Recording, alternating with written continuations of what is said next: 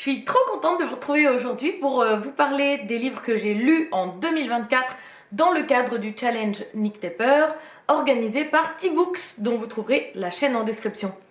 C'est donc un challenge annuel qui a pour but de vous pousser à dépasser vos peurs littéraires, et par peur, il entend les choses qui nous empêchent de prendre un livre et de commencer à le lire alors qu'on a envie de le lire, mais il y a quelque chose qui nous stoppe. Vous allez voir plein d'exemples du coup au long du bilan. Je vous donnerai chaque catégorie en même temps que je vous présente les livres.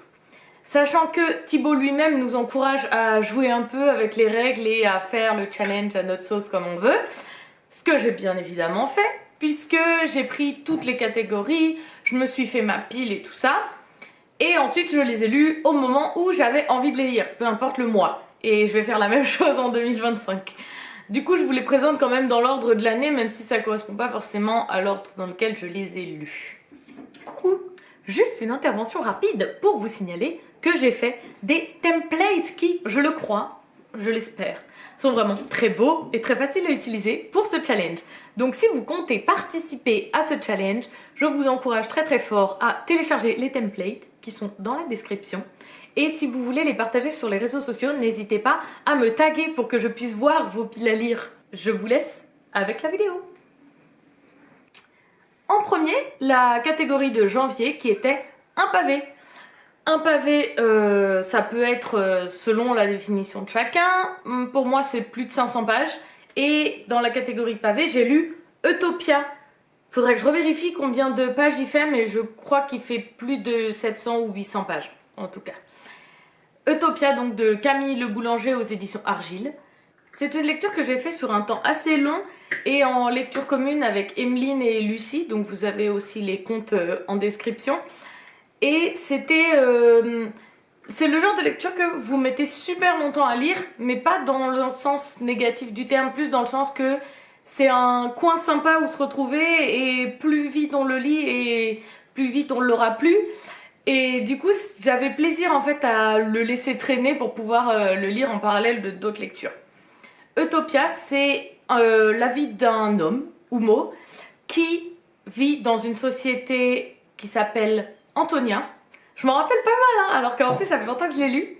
Et donc Antonia, c'est une société qu'on imagine postérieure à la nôtre, qui est régie selon des lois, des lois et des règles beaucoup plus sympa que la nôtre. On est presque sur une utopie, d'où le titre. Et cette utopie, elle n'est pas construite juste dans un aspect imaginaire et tout ça, mais elle est vraiment basée sur des théories économiques qui sont crédibles. Et c'est pour ça que c'est très agréable à lire. Très réconfortant. Après, du coup, on suit la vie de Humo plus ou moins du début à la fin. Donc il n'y a pas, c'est pas un livre avec beaucoup de suspense et tout ça, mais plus un livre qu'on a plaisir à lire, dans lequel on a plaisir à se retrouver, et aussi pour voir une application concrète de théories qui éventuellement nous intéresseraient, ou de les découvrir si on les connaît pas du tout. Il y a 2-3 trucs qui m'ont un peu gênée là-dedans, pour parler quand même des aspects négatifs. Le premier, c'est la consommation d'alcool, qui est très centrale, très importante, on en parle souvent, et que comme quelque chose de chouette, même quand elle est excessive. Donc ça m'a un peu gênée, mais c'est le cas dans beaucoup de livres, hein. C'est Lotta Lira qui en parlait il y a pas longtemps. Et le deuxième truc, c'est la consommation de viande. Moi, je trouve ça bizarre dans un monde qui est quand même basé sur la soutenabilité écologique, qu'on continue à manger pas mal de viande comme quelque chose de normal. Ouais, voilà. Cet aspect-là m'a pas paru hyper crédible. Autant l'alcool, c'est tristement crédible, autant la consommation de viande, je n'ai pas trouvé ça hyper cohérent avec le reste en fait. Mais à part ces deux détails, ça a été vraiment un cocon, très réconfortant. Donc bonne lecture sur celui-là. En février, on était invité à relire un livre qu'on avait déjà lu, ce qui est quelque chose que je ne fais jamais pour les romans. Je ne relis que les graphiques et les BD. En revanche, je le prévois souvent. Il y a très souvent des livres qui m'ont beaucoup plu et que je garde en me disant un jour je voudrais le relire. Sauf que ce jour n'arrive jamais. Et quand il arrive, je suis déçue parce que je me rappelle que Enfin, je me rappelle du livre comme un truc génial puisque je l'ai rangé en me disant je vais le relire. Mais en fait, quand je le relis, ben, je revois tous les défauts que j'avais oubliés parce que bah, souvent c'est ce qui se passe. Enfin, j'imagine que ça dépend des gens. Mais moi, en tout cas, j'enlève les aspects négatifs de mes souvenirs. Je me rappelle que des trucs cool à chaque fois. Et du coup, bah, ça gâche mon souvenir. Notamment, j'avais lu au lycée Kafka sur le rivage de Haruki Murakami. Et c'était un coup de cœur, ça a été mon livre préféré pendant des années. Et je l'ai relu il y a 2 ans. Et je me suis rendu compte qu'il était hyper problématique, qu'il était hyper sexiste, qu'il y avait un male gaze d'une puissance immesurable. Et bah du coup je suis triste parce que mon livre préféré quoi. Du coup pour cette relecture j'ai essayé de partir sur un livre que j'avais lu il y a longtemps aussi mais dont j'étais presque sûre qu'il me décevrait pas. Et ce livre c'est La couleur des sentiments de Catherine Stockett qui a aussi été adapté en film et le film a le même nom je crois et il me semble qu'il était pas mal mais encore une fois je ne l'ai pas revu. Et donc j'ai beaucoup apprécié de relire ce livre, sachant que la première fois que je l'avais lu en vacances et je m'en rappelle que je pouvais vraiment pas m'arrêter. On partait en randonnée, je partais en randonnée marché avec mon livre, je lisais en marchant au lieu d'admirer le paysage, il y a des photos de ça. Et du coup je me suis dit ça doit être vraiment un truc de ouf, mais en fait le fait de le relire, au-delà de l'aspect je revois les défauts, c'est que je revois tout en fait, enfin je m'en rappelle de tout au fur et à mesure. Et du coup bah, j'ai moins le plaisir de découvrir et tout ça, enfin le livre est toujours aussi bon, c'est la bonne nouvelle, mais moi j'ai eu moins de plaisir à le lire la deuxième fois. Donc est-ce que la conclusion c'est qu'il faut que j'arrête de relire mes livres? Peut-être. En mars, le thème était une suite de sagas. Et j'ai lu un livre que, on va pas se mentir, pour le coup il me faisait pas si peur, j'allais le lire dans tous les cas. Et c'est la suite de la saga de Charcot et Henbel de Franck Tillier. Puisque j'ai lu bah, tous les livres à un moment donné, au moment où je les ai découverts, j'ai lu, je crois qu'il y en avait 7 qui étaient sortis à ce moment-là, donc j'ai enchaîné les 7. Et du coup, depuis, je continue à les lire à chaque fois au fur et à mesure qu'ils sortent. Donc un an sur 2, puisque Franck Tillier publie un an un livre de la série Charcot Bell et un an un hors-série. Et le nouveau livre de cette série, c'était La Faille. Et La Faille, donc c'est un thriller policier, hein, comme tous les autres, c'est le thème de la série. Et qui jouait beaucoup sur le côté entre la vie et la mort. Et j'avoue que je ne saurais pas vous en dire beaucoup plus parce que il m'a pas tant marqué que ça. C'était une bonne lecture hein, puisque c'est bien écrit, ça se lit vite, c'est très page-turner et tout ça. Mais par rapport au thème abordé, il y en a d'autres dans cette série qui m'ont beaucoup plus plu. Puisque ce que j'apprécie dans les thrillers et les policiers, c'est d'apprendre plein de choses. Par exemple, un thriller, un policier qui va se dérouler dans l'univers, j'en sais rien moi, de l'art, des vols de l'art et tout ça. J'y connais rien, donc je vais apprendre plein de trucs, c'est trop cool. Il y en avait là qui s'étaient déroulés, qui parlaient de fécondation in vitro et tout ça. Pareil, je connais pas grand chose sur ce sujet, donc j'ai appris plein de choses. Beaucoup des sujets scientifiques dans cette saga. Et là, j'avais l'impression qu'il n'y avait pas de trucs vraiment nouveaux qui étaient creusés et que du coup, c'était juste divertissant. Ce qui est déjà pas mal, en fait. Le thème de avril, c'était un auteur ou une autrice qui nous fait peur.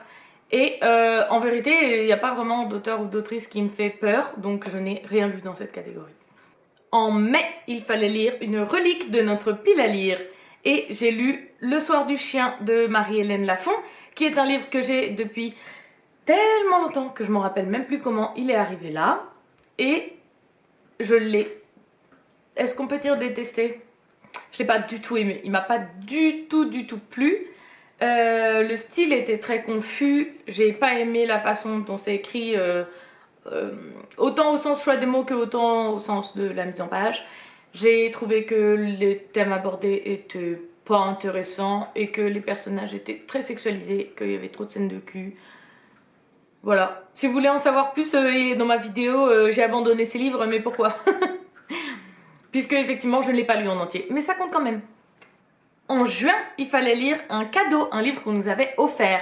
Et j'ai choisi de lire 3 vies par semaine de Michel Bussy, puisque c'est un cadeau que j'ai reçu de la part de mon mari, et qui est un livre qu'il a choisi 100% lui-même. Dans le sens, quand je reçois des livres qui sont de toute façon dans ma wishlist, il n'y a pas de côté effrayant au truc, je savais que je voulais le lire. Celui-là, j'en avais jamais entendu parler, je savais même pas de quoi ça parlait et je l'aurais peut-être pas acheté moi-même. Donc c'est dans ce sens-là où c'était le plus intéressant. Et franchement, j'ai bien aimé.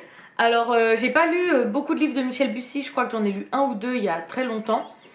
Mais je savais à peu près quelle était l'idée du truc, quoi. C'est un thriller, enfin c'est souvent des thrillers avec beaucoup de suspense, pas du tout d'aspect gore, effrayant et tout ça, donc c'est très grand public dans ce sens-là. Très page-turner, une plume très facile à lire. Et là, le plot, c'est en gros qu'il y a un homme qui est retrouvé mort. Et il se trouve que cet homme avait 3 vies. Et donc on se demande comment c'est possible parce que c'est pas 3 vies dans le sens il avait 3 familles, une pour le week-end et les 2 autres une semaine sur 2. C'est dans le sens que dès qu'il commence à enquêter un petit peu, il se rend compte que ok il était peu présent dans chaque, mais il y a vraiment des moments où il était à plusieurs endroits à la fois. Et voilà, c'est assez intriguant. Et du coup l'autre truc, si on peut dire, de Michel Bussy, c'est qu'il a toujours des twists qui te retournent la tête à la fin. Et même si tu le sais et tu commences à imaginer qu'est-ce qu'il pourrait bien avoir trouvé cette fois, il réussit quand même à surprendre. Alors, sur moi ça a marché, peut-être parce que j'en ai pas lu assez encore pour voir le truc venir. Mais en tout cas, j'avais vraiment pas deviné la fin. Après, est-ce qu'elle m'a plu cette fin? En vrai, c'était bien trouvé. C'était bien trouvé et je ne peux pas imaginer de fin alternative. Je vois pas d'autre solution pour faire marcher le truc. Donc, on peut dire que c'est une bonne fin. En juillet, le but était de commencer une nouvelle saga, étant entendu que c'est effrayant parce que c'est un gros engagement. Et j'ai commencé la saga la moins effrayante que j'avais dans ma pile à lire, qui est la saga Molly Southbourne, qui est publiée aux éditions Le Bélial. D'ailleurs, j'ai oublié de dire la maison d'édition pour tous les autres, mais bon, c'est pas grave. J'ai dit que celle que je préfère, je crois. Oui. C'est pas grave. Donc, c'est publié dans la collection Une heure lumière aux éditions Le Bélial. Et si vous connaissez les éditions Une heure lumière, le principe c'est donc que c'est des livres très courts qui se lisent, alors en 1 heure, je sais pas pour qui, en tout cas pas pour moi, mais on va dire 2 heures, 2 heures et demie. Donc ça reste court. Je crois qu'ils font jamais beaucoup plus que 200 pages. En général, c'est plutôt autour de 100 d'ailleurs. Et donc, Molly Southbourne, qui est une saga dont l'entièreté est publiée dans cette collection, et qui donc représente en tout une dizaine d'heures de lecture, peut-être à peine plus, puisqu'il y a 3 tomes. Le premier c'est Les meurtres de Molly Southbourne, le 2 c'est La survie de Molly Southbourne, et le 3 c'est L'héritage de Molly Southbourne. J'ai lu le premier, et je l'ai adoré. J'ai trouvé ça vraiment... Enfin, le concept est incroyable, puisque en fait c'est l'histoire d'une jeune fille au début qui, à chaque fois qu'elle saigne, de son sang naît un clone d'elle qui l'attaque et qui essaye de la tuer. Et donc depuis toujours ses parents lui apprennent que il faut surtout pas qu'elle saigne, il faut qu'elle évite à tout prix de saigner. Et si jamais ça arrive, il y a un espèce de rituel pour éviter ça. Si je me souviens bien, c'est du genre de l'alcool sur un coton et après il faut brûler le coton et l'enterrer, un truc comme ça. Enfin, rien d'impossible, mais il faut quand même penser à le faire.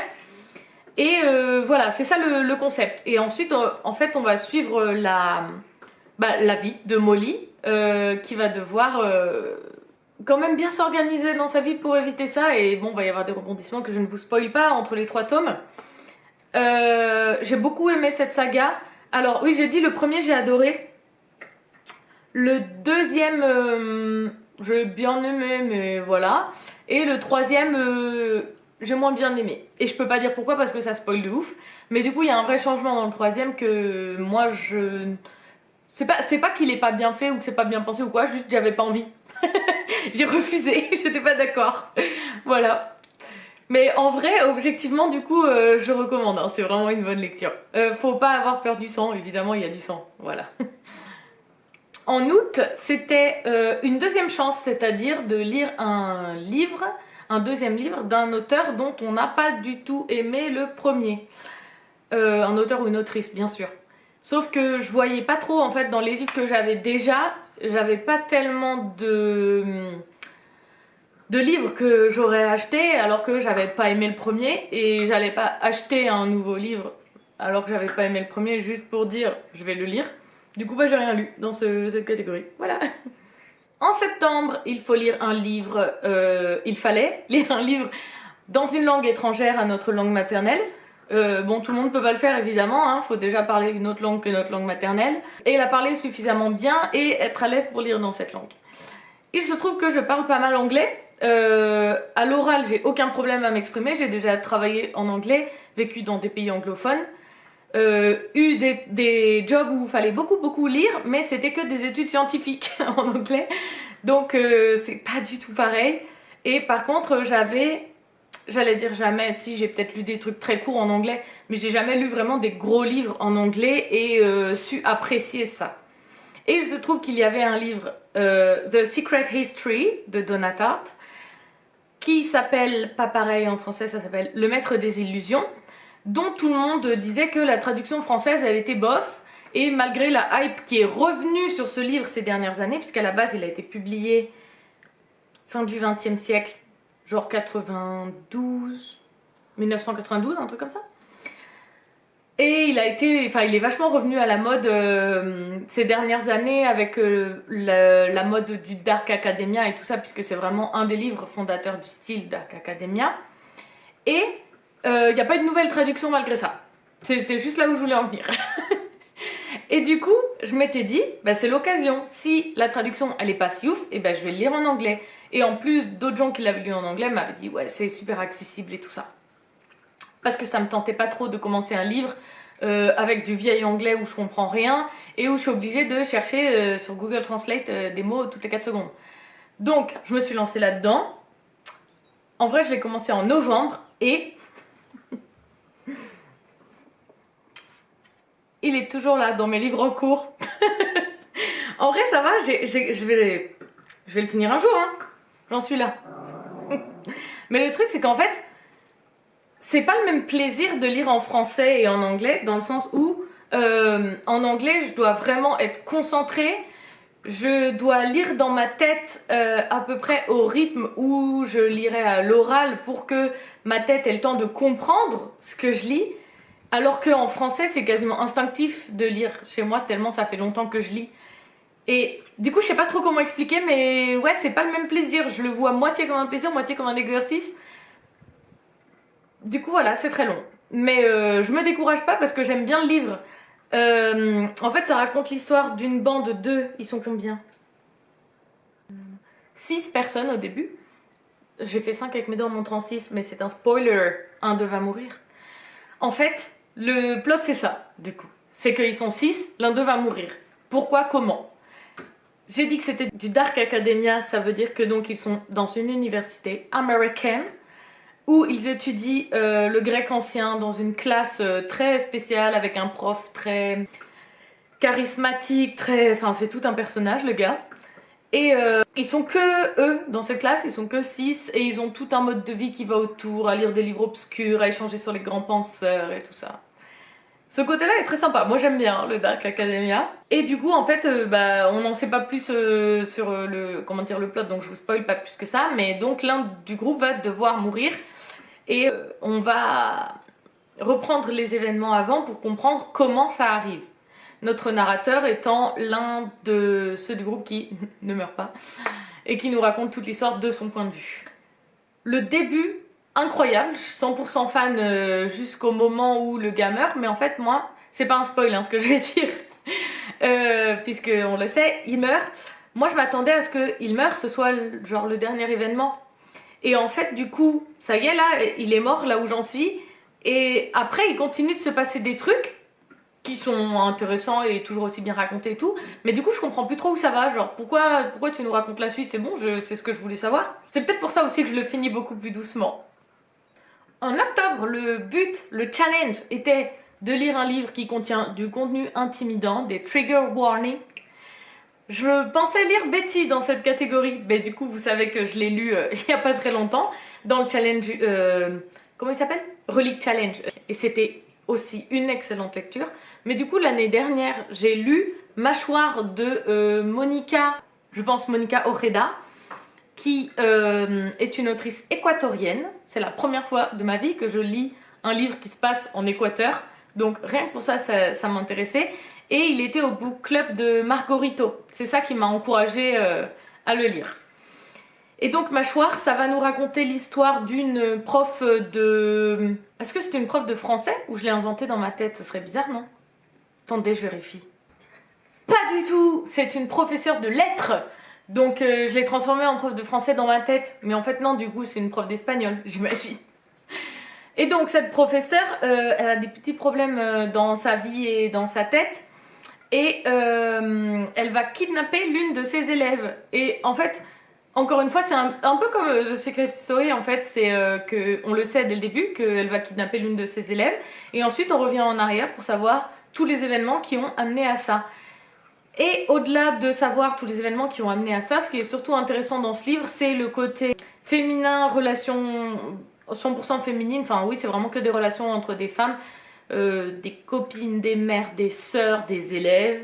Et c'est des relations pas tout à fait sorores. On est sur des relations toxiques, des relations problématiques, des relations d'emprise, dans toutes leurs formes. Moi qui ne connais pas du tout l'Équateur, c'était aussi un aspect intéressant de découvrir un peu cette culture. Alors c'est une partie spécifique, hein, puisque là on est sur vraiment l'élite de la société qui va dans un collège-lycée catholique. Donc c'est pas tout l'Équateur, mais c'est quand même intéressant de voir un peu dans la culture qu'est-ce qui influence ces lycéennes, puisque ça va jouer aussi beaucoup dans leur relation entre elles. Enfin voilà, il y avait beaucoup de choses intéressantes. C'est assez loin, donc je me rappelle plus si bien, on l'avait lu au début de l'année je crois. Donc c'est devenu un peu flou depuis, mais franchement, si vous cherchez un livre qui ne ressemble pas à vos lectures habituelles, bon sauf si vos lectures habituelles c'est des trucs chelous, je vous recommande vraiment de lire Mâchoire. En novembre, nous étions invités à lire un livre d'un genre littéraire inhabituel pour nous, un genre littéraire qu'on lit peu. J'ai donc choisi de lire une romance, puisque c'est la seule romance que j'ai lue en 2024, je crois, et j'en ai pas relu en 2025 pour l'instant. Et cette romance, c'est Les Chroniques de Bridgerton, le tome 1, Daphné et Anthony, et après... Non, c'est juste ça, c'est Daphné et Anthony, le tome 1, oui c'est ça. Parce que du coup, on a l'histoire de Daphné et son futur mari, et ensuite l'histoire de Anthony et sa future femme. Du pour et du contre, il y a certains trucs qui m'ont un petit peu gênée, mais franchement, c'était globalement quand même une très bonne lecture, et surtout très drôle. Et je m'y attendais pas parce que je suis pas une habituée du genre, mais en fait la romance c'est souvent drôle. Pas dans le sens que c'est drôle les histoires d'amour, mais dans le sens que c'est fait exprès d'être drôle. Je suis pas sûre d'être claire. Si vous êtes des amatrices ou des amateurs de romance, vous me direz si vous avez aussi fait cette constatation, fait ce constat, que souvent les auteurs et autrices de romance, ils écrivent d'une manière avec beaucoup d'humour. Et moi c'est ce que j'ai vraiment apprécié en fait. C'est que juste ça m'a détendu, ça m'a fait rigoler, et voilà, j'attendais pas plus, donc c'était très bien. Pour clore l'année, nous étions encouragés à lire un livre d'horreur, et j'ai lu Cathy de Michael McDowell, qui est là. Et Cathy, c'était une bonne lecture. Par rapport au reste du challenge, on pourrait même dire une très bonne lecture. C'était dans le haut du panier.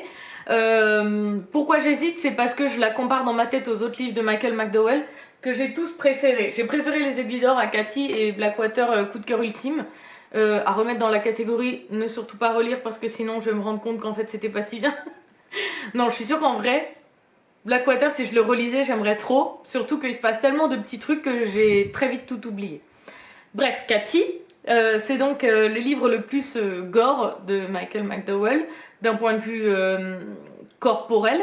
Et Cathy, c'est l'histoire pas du tout de Cathy, mais de Philomela Drax, qui reçoit une lettre de son grand-père qu'elle ne connaît pas du tout, puisqu'elle vit seulement avec sa mère et elle n'a pas de contact avec le reste de sa famille. Et son grand-père qui lui dit dans la lettre, grosso modo, au secours, je suis dans la merde, ma nouvelle femme et sa fille, ils sont en train de me faire la peau, ils veulent me voler mon argent, tout ça, viens à mon secours. Voilà pour le plot. Du coup, elle y va, parce qu'elle est contente de connaître son grand-père et aussi parce qu'elle aimerait bien récupérer elle aussi les sous. Et c'est là-bas qu'elle fait la connaissance de Cathy. Cathy qui est donc la fille de la femme de son grand-père. Et Cathy qui est spéciale. Cathy, son dada dans la vie, c'est tuer les gens à coups de marteau. Donc on peut appeler ça spécial. Et sinon, à part ça, elle voit l'avenir. Ce qui peut être aussi gênant. On n'en sait pas beaucoup plus. En gros, le roman, c'est une course-poursuite entre Philomela et Cathy. Et Cathy plane plus comme une ombre effrayante en fait. Dans le sens, c'est pas le personnage principal. Voilà, c'était mon bilan du challenge Nick Tepper de T-Books de 2024. Donc, globalement, des bonnes lectures. Quelques très bonnes. Une lecture que j'étais contente de sortir de ma bibliothèque. Il fallait la commencer pour ça. Et une envie de recommencer l'année prochaine. Donc je vous retrouve très vite, si ce n'est pas déjà sorti, avec ma pile à lire pour le challenge Nick Tepper de 2025. À très bientôt!